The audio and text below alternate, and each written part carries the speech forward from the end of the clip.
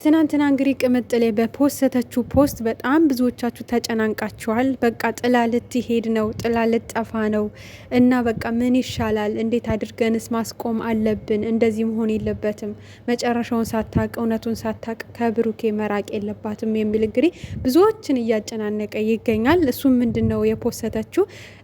ጋሽዬ የኔ ውድ አባት ከጎኔ ስለሆንክ በጣም አመሰግናለሁ። አንተ ከጎኔ ባትሆን ምን ይውጠኝ ነበረ? እንደ አባት አንተን በጣም ደንግጠሃል በተፈጠረው ነገር ግን እኔን ለማጽናናትና ለማረጋጋት ብዙ ደክመሃል የሚል እንግዲህ አባቷን አመስግና ከዛ ውጭ ደግሞ ቤተሰብን ተሰናብታለች ማለት ነው። በጣም ብዙዎቻችን ያስደነገጠን አባቷን ማመስገኗ ልክ ነው። ጋሽዬ ከጎኗ ሆኖ ብዙ ነገር እየደገፋት ነው፣ ብዙ ነገር እየመከራት ነው።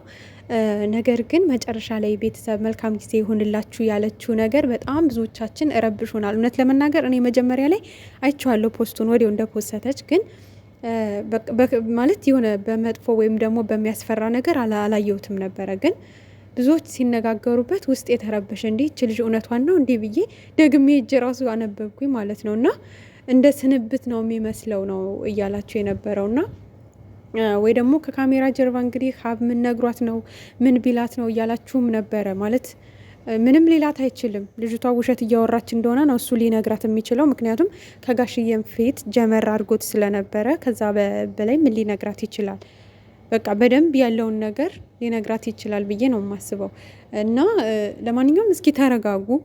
ፈርታችሁ እኮ አስፈራችሁን። የምር እኔ ትናንትና እንዳየሁት እኔ በመጥፎ ወይ ደግሞ በሚያስፈራ ነገር አልነበረም ያየሁትኝ። ግን ብዙዎቹ ላይ ብላይም ገብተው በቃ ተረብሸዋል ምናምን ነገር እና በቃ ልጠፋ ነው በቃ ልትርቅ ነው ከሱ ምናምን አይነት ፍራቻ ውስጥ ናችሁ። እና ለማንኛውም ብንረጋጋ ጥሩ ነው። አታደርገውም ብዬ ነው የማስበው። ምክንያቱም የተንጠለጠለ ነገር ላይ ሆና እሷ ራሷ እንዴት ሰላም እረፍት ታገኛለች? እናንተ ስታስቡት ይሄ ገና ነው አይደለም የሚል ነገር ውስጥ ነው። ተመርምሮ ዲኤንኤው ካልታወቀ እርግጠኛ መሆን አይቻልም። እንግዲህ እነሱ በሚያጣሩት መንገድ በእርግጥ እያጣሩ ነው።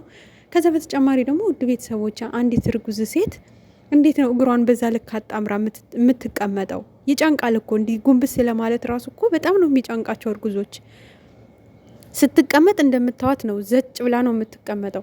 እዛ ላይ ደግሞ እግሯን አጣምራ ነው ስታወራ ረዥም ሰዓት ነው። አሁን ትናንትና እነሱንም ልታስወራቸው ራሱ ፈቃደኛ አልነበረችም። ረዥም ሰዓት ነው እያቋረጠች ስታወራቸው የነበረው። ትንፋሽ መቆራረጥ የሚባል አታውባትም። በጣም ብዙ ጊዜ እርጉዞች ትንፋሻቸው ይቆራረጣል፣ ይደክማቸዋል። ረዥም ሰዓት ማውራት አይችሉም።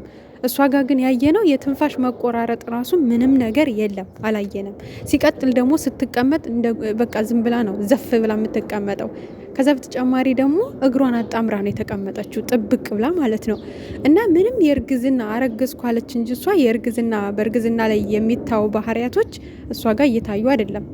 እና የዚያን ያክል ብዙ የሚያጠራጥሩ ነገሮች ባሉበት ውስጥ ጥላ ከሄደች ቅምጥሌ በጣም ነው የሚያሳዝነው ማለት ነው። ምክንያቱም አንዳንዴ ፍቅር እስከ መቃብር የሚባል አለ። ፍቅር መስዋዕት ነው ማለት እስከ መጨረሻው ተጋፍጠው አብረው መስዋዕት ብትከፍልለት እውነቱ እስከሚወጣ ድረስ ለእሷም ለህሊናም እረፍት ነው። ለምሳሌ አሁን የእሱ ልጅ ነው እንኳን ቢባል ያኔ ውሳኔው የራሷ ነው።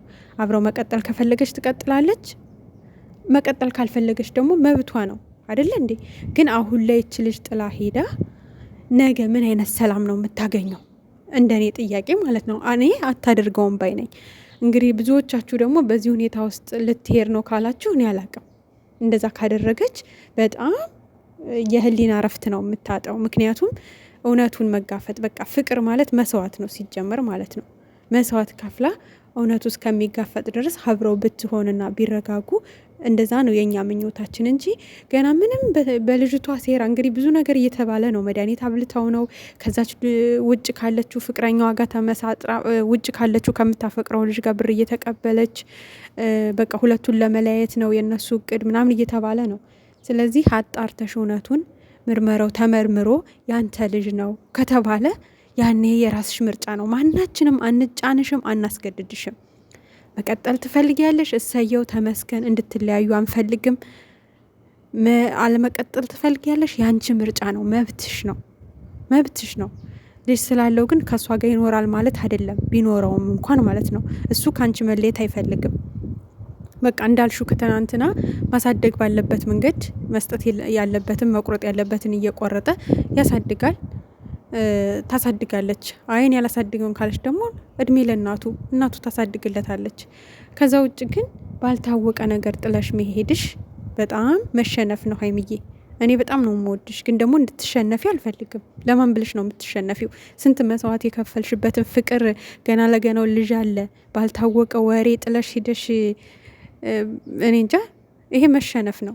ምክንያቱም አረጋግጠሽ ነው መሸነፍ ያለብሽም። መሸነፍም አይደለም እውነቱን ከደረሽ በቃ ያኔ ምርጫው የራስሽ ነው። አሁን ግን በፍጹም ጥለሽ እንዳትሄጂ፣ በፍጹም ማለት ነው።